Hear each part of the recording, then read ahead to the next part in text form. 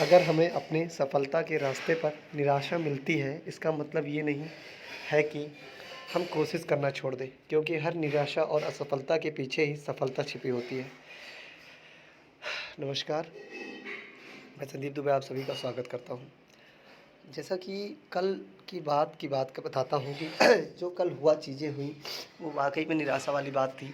लेकिन उसके बाद मेरे पास अनुराग सर का फ़ोन आता है और जो मेरी एनर्जी ज़ीरो लेवल पहुँच चुकी थी, वो लेवल फिर मेरा 100 हो गया है।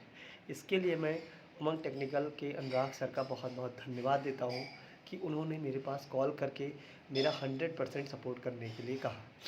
अब मैं आपसे एक चीज़ और बताता हूँ कि जैसे कि ये जो मैं बोल रहा हूँ, ये सब अनुराग सर के बोल हैं। 2 दिन बाद हम जाएँगे वहाँ पे, जाने के बाद जो वहाँ पे निष्कर्ष निकलेगा, जैसा कुछ होगा, अगर वो निष्कर्ष से हम संतुष्ट नहीं है या हमारे फ़ेवर में नहीं है, तो 2 दिन बाद फिर उसका डिसीज़न लिया जाएगा कि आगे क्या करना है। आगे ये करना है, अनुराग सर खुद आएँगे अब की बार यूपी ट्रिपल एससी आयोग पर और वो अपने साथ स्टूडेंट को लेके आएँगे।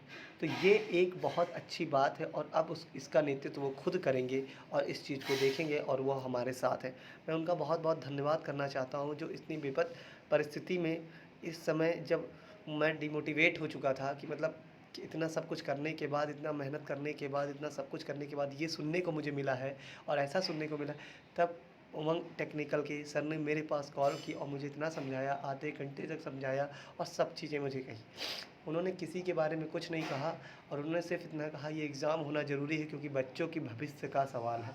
यहाँ पे कोई किसी से भेदभाव नहीं, किसी से कोई चीज़ नहीं है, सिर्फ़ और सिर्फ़ इम्पोर्टेंट है बच्चों का भविष्य।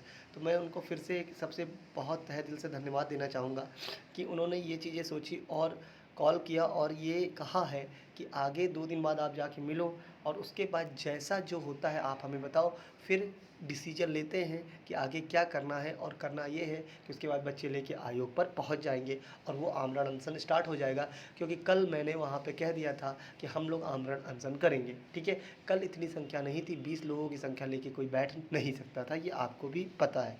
चलिए, ये अनुराग सर की तरफ से वीडियो था और ये वीडियो उन्हीं की तरफ से आया है और जिसको भी हिसाब चाहिए वो उन्हीं से ले लेगा, ठीक है? बाकी अब मैं इस वीडियो को समाप्त करता हूँ। मैं उनका एक बार तहे दिल से फिर धन्यवाद करता हूँ।